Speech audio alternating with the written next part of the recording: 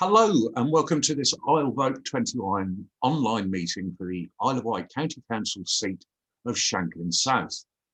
A brief word for the benefit of the public. IsleVote21 has been formed with the sole purpose of enhancing democracy by providing an unbiased platform for all candidates. We have no affiliations or funding, and no candidates are aware of what questions will be asked previous to today's session, although a list of topics was distributed in advance to enable candidates to prepare. All 138 candidates in this year's election have been invited, either directly or via group and party leaders. The following candidates have been invited to this meeting today. Quirk, representing the Conservatives, Lloyd, representing Labour, and Mike Hailston for our island. In attendance, we have Mike Hailston for our island, and we shall come over to speak to you very shortly, Mike. Okay. Candidates are going to be asked questions from our pool, plus others that have been submitted by the public regarding island-wide issues and others regarding their specific locality. Candidates have been informed there's a 2-minute limitation on answers. I will raise my hand as we approach the cutoff and request for the candidate to finish up as promptly as possible afterwards. Before we go ahead with the questions, we have a 2-minute personal statement from the candidates, which in this case today is just going to be Mike. So over to you, Mike. Hi, thank you, Andy. First of all, my name is Mike Hailston, and I'm standing in Shanklin South for the Our Island Party. I'm originally from London, but I've lived in various parts of the country with my work, which has mainly been in distribution. I moved here to the Isle of Wight in 2006 with my wife, Carol. We did the whole life change thing and bought a hotel in Shanklin, which we've run here successfully for the last 15 years, and we still are. We came to the island because of Carol's connections and affiliations with the island. She lived in God's Hill for a while, and our 2 daughters were born in God's Hill and both christened up at the church here. So that's the sort of local connection as to why we're here. I'm running for election because I think we need to change the way we do things on the island. After all these years of doing the same things and expecting a different outcome, I think we need to try a different approach that involves and engages the public. It's down to the residents to get involved and us to allow them to do that. I was one of those people who sat in front of the telly cursing at question time. You know, they should be doing this, or the interviewer should be asking this question, that question. And during lockdown, being a hotelier, obviously I've had plenty of time to think of what I can do to contribute to it. So I've decided to get involved in this election, hopefully to try and make a difference and a positive change to the way in which we govern and do politics on the island. I don't think national politics serves local politics on the island. For me, it's all about what's best for the island. I'm not really partial to any particular party being restricted by, a national remit from whoever the head honcho is, Conservative headquarters or Labour headquarters or any of the others. I've never been involved in politics at all, ever before. So this is a very steep learning curve for me. And I'm sure my resolve is going to be tested over time, especially if I'm lucky enough to be successful. What I do know is that with my business and working life experience, I feel I can contribute to a new way of how we govern and manage our island. For me, we should be backing our island businesses far more. We should be investing on the island. I'm not in favour of, borrowing money from central government and investing it on the mainland.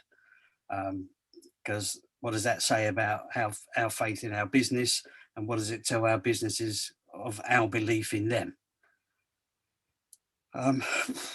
We should be creating opportunities for the young to learn and develop useful skills that not only helps them in their life, but also gives us skills and trades that we can use here on the island in boosting our own industry.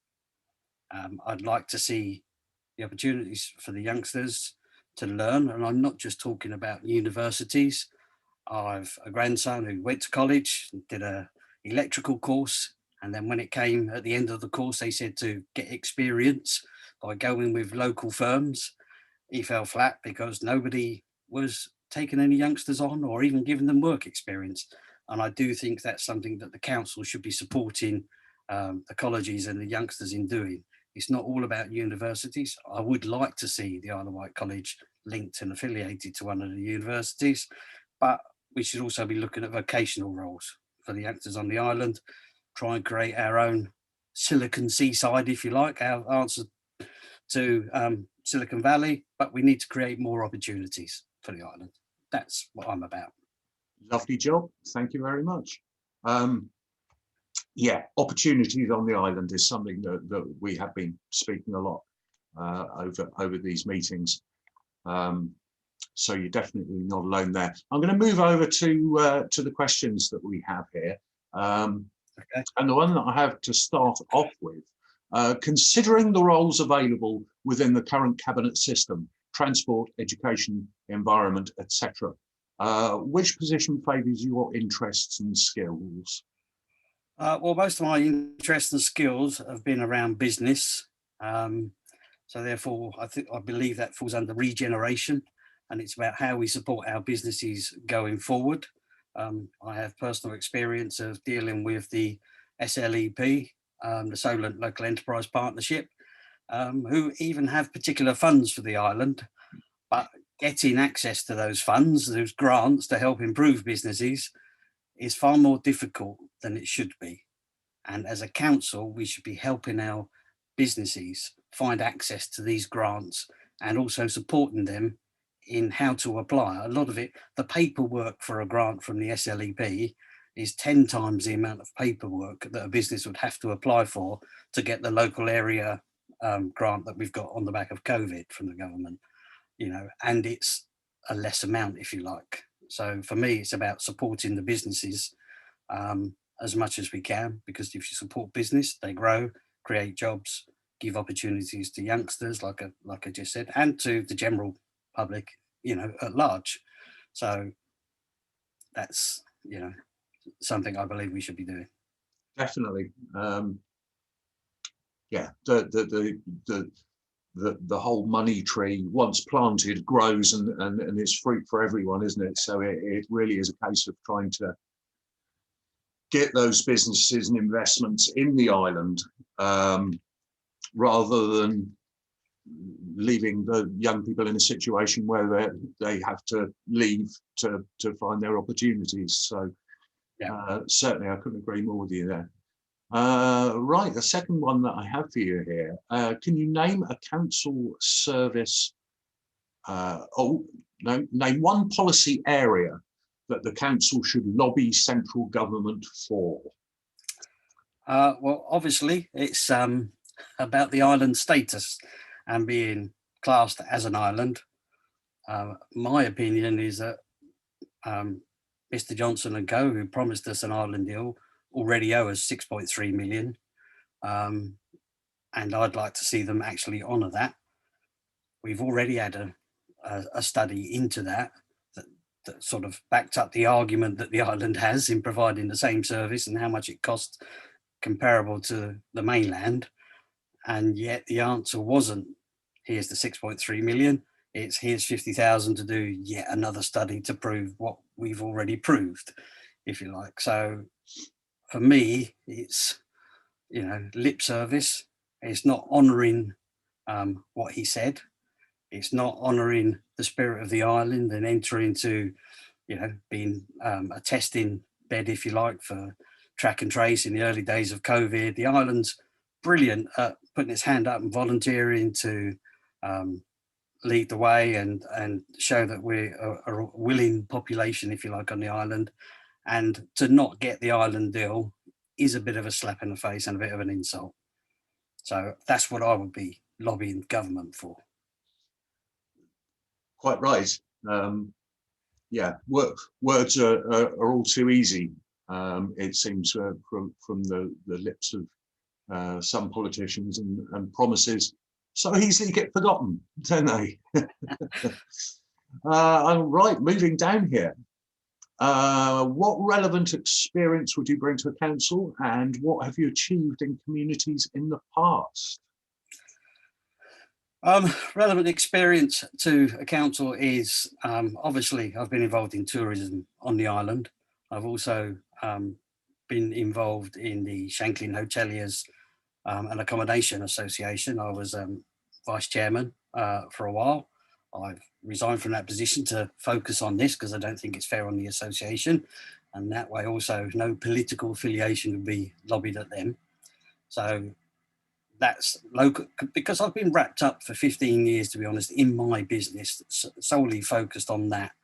The last couple of years, we've sort of scaled our operation back, which has allowed me more time, personal time, to start to get involved in other things. This is probably the first major one that I've decided to get involved with, to be honest, and typical of me, I don't start at the bottom with a little bit of involvement. I go straight in at the deep end. I've also got experience in distribution. I used to work for the beast that is Tesco's. I've opened 2 distribution centres with them, one in Milton Keynes and one up near Worksop, up to north, as they say. So I've experience of taking people on, deciding sites, clients, working with clients, and all sorts of people, from Mr. Eddie Stobart of Stobart's Transport, unions and unionised environments. So I've got a lot of industry experience, and some of the legal sides of recruiting people, dismissing people. I have transport experience, being a transport manager, and what they call a CPC, which is Professional Competence in Road Transport Certificate. So I've got, I would say, a fairly well-rounded industry knowledge of a couple of fields. But most importantly, what I've learned in running my own business is that the council need to treat the island and Isle of Wight Council as a business. It needs to be proactive in generating funds, it needs to be a bit more switched on and more clever, and think differently to the way that we would normally, or a council would normally look at raising money and investing it in the people. Excellent. Yeah, there are a lot of people who would certainly agree that a fresh look at some of the business decisions is required. Righty-ho, let's have a little look down here. This is an interesting one. How can people become more confident and engaged in the council's decision-making processes? Well, you have to gain you have to build people's confidence. And the way you do that is by gaining people's trust. You have to get them involved in the thought process. You have to get them involved in finding the solution. There are lots of things that happen, sometimes against a local community's will. But I do believe most things can be sorted out by doing the old-fashioned thing, if you like, and sitting down and talking to people and listening, but people and communities play their own part by getting involved in a positive manner. What we have to do is make that easier for the public to do. Why we have to have full council meetings at County Hall, I'll never know. This recent events with Zoom meetings and stuff like that doesn't stop us going round the island and having council meetings. We could do this month's council meeting in Benbridge. The next one could be in Shanklin, and we could have it in places where we can invite members of the public to come. A bit like a travelling question time, if you like. But I do believe that by going out into the communities and making it there and available on their doorstep gives them a better opportunity to get involved, because I'm not the best techno person, to be honest. But if there was a chance in my town or village that there's a council meeting there and I could go and have an input, then how can I really refuse that opportunity? But also, how can I turn around and complain that I don't get that opportunity? So we need to give people the opportunity to get involved and engaged in the process so they can see. I've had a question on the Nextdoor format website that somebody said, why do you have an Isle of Wight council and a town council? What are they for? So people don't really understand what the differences are and what each sector of government do, if you like.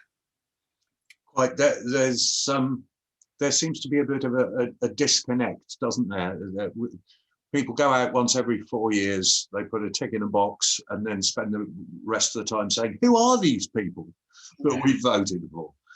So bring everyone together. That's obviously part of what we're trying to do here, so that people can actually see who the people are that are representing or standing to represent us. Easier said than done, but we've got to find a way to do it.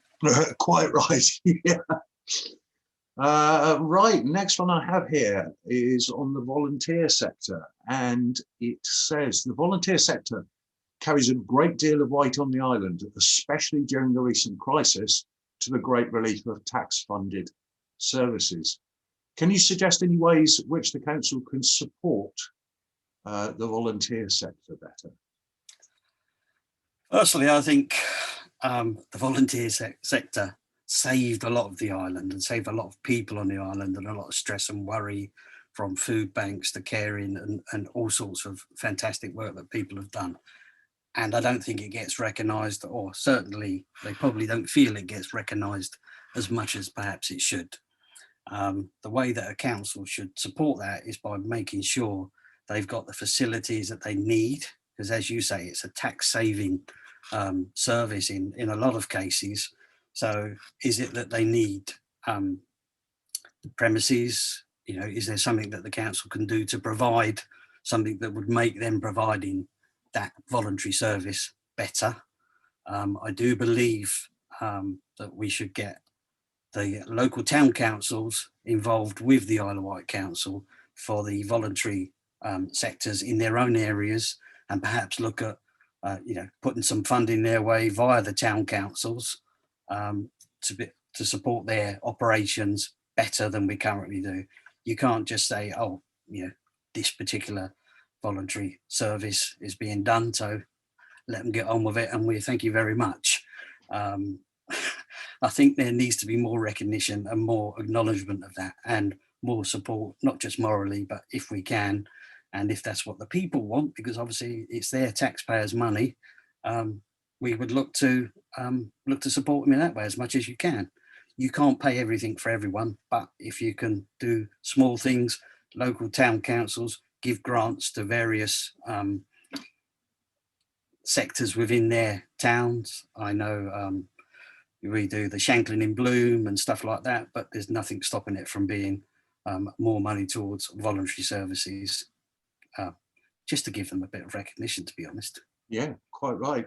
And like you said, invaluable over the last 13 or 14 months, whatever it's been, continuing. Right, we have some questions submitted actually from your area here as well. So you're going to be the guy to ask, most definitely. I like your confidence. This first one would seem to be very, very much suited to yourself, actually. Do you think more should be done to support the tourism industry in Shanklin? I certainly do, but then I would say that because I'm also a hotelier. But what I would say is, if as an island we rely on a huge amount of tourism and the money that brings to the island, for me, when I first came to the island, there was a certain amount of funding from the council to the tourist board, in whichever guise it's been, because since I've been here, it's been the council, it's been the Isle of Wight Chamber of Commerce that have done it. Now we have Visit Isle of Wight, that's not funded by the council, but is funded via a levy that all the tourism businesses have an input or pay an amount into on top of their business rates. But we struggle as a tourism business because we are competing directly against the likes of Jersey, Guernsey, Cornwall, Wales. We've got lovely TV adverts. Now, I'm not saying we should splash the money on TV adverts, but I do think we need to make coming to the island more advantageous. Obviously, there's the old chestnut, which is the ferry fares. I have some radical views on what we should do with ferries. One of them is buy them as a council. And what I would do is borrow money from the government at these wonderful low interest rates, buy one of the ferry companies and offer half of it to the population of the Isle of Wight in the form of shares. And any profit goes back into the council to provide the services that we need. Obviously, with a proportion of that going towards tourism, because that's what helps fund it in the first place. That's the first time I've heard that idea, and it seems I did say it was a bit more radical than yeah, no, that seems to certainly make sense. It's yeah, very nice idea. It's better than a warehouse in Aylesbury, put it that way. And yeah, I mean, I think as well with tourism in the Isle of Wight now, I mean, obviously you said we're competing against places like Cornwall and Wales and Jersey and Guernsey, but it would look, certainly for the next year or so, we're not going to be competing with the Costa Dells, we're not going to be competing with travel abroad. So it is the opportunity, I think, now for the next council to be looking at how do we take advantage of the situation. And we remember, of course, the fact that to a lot of people who live across the country, they don't have the beautiful views and place that we have here. If they live in the cities, and to come down here for a holiday is a pretty fine experience, really. So now would be the wrong time for the council to relax as regards to promoting tourism to the island. definitely. Because as you said, the next year or two may be seen as, oh, this is easy because nobody's running off to Benidorm or wherever they like to go on holiday. But if you don't invest now, in a couple of years' time, all of a sudden you're back to where you were before COVID, struggling to get people across because the ferries, you know, ferries expensive. £220 for a week in August, return.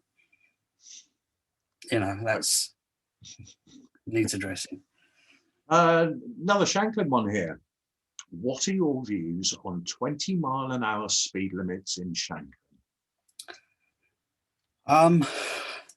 I believe that they should be in place, and I believe that they should be used strategically. What I have experienced, and this wouldn't just be in Shanklin, you could do this island-wide, is in Portugal, if you're driving along a road and you're coming to a village ahead, there's a certain point that obviously been measured by somebody who knows roads and traffic and stuff like that. If you pass that point going too fast to be able to reduce your speed to hit the 20-mile-an-hour limit at the point you should be doing it, there are a set of traffic lights that actually come on and stop you. It goes to red, it stops the car. That way you can't drive through the village at 30, 40, whatever speed people are going through some of the villages. And it works both ways. And there are lots of places around the island that you could do that. I'm not a great lover of speed cameras because they tend to put them on the busier roads that not necessarily, to me, they seem to be revenue generators. They're not serving the purpose of reducing speed. Yeah, they're serving the purpose of generating revenue. So we have 2 out of the top 10 most dangerous roads in the UK, in the Middle Road and the Military Road. But nobody ever says to put a speed camera on one of those 2 roads. However, when you're going to jail, if you had the system that I've just spoken about, that would stop people speeding through jail. You know, and all the way along the Military Road as you go. You can put as many as you want, where you want, but they're a far more effective way because it stops the car. It's not down to, well, there's no one about, so I can ignore the speed limit. You know, the idea is to instill a certain type of behaviour. When they see 20, they know they have to slow down. Otherwise, they'll have to actually stop, which costs them more time than slowing down. So, well, I have actually suggested that to Dave Stewart in one of the SHAR meetings that I went to, and he is aware of it, but it's not something that council's looked at. Right. Yet again, another idea that I'd never heard of, but it sounds a really, really simple good idea.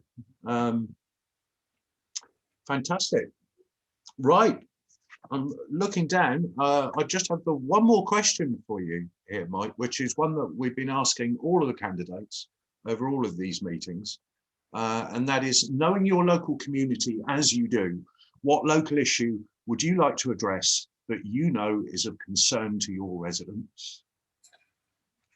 Obviously, being a hotelier, there is tourism, which is I've already gone on about. So probably one of the next hot subjects is the old chestnut that is dogs and their fouling, and even cats somebody has complained about as well.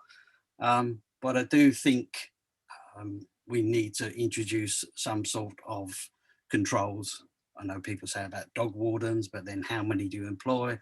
They've got to be there when somebody's dog is messing and they're not clearing up after them.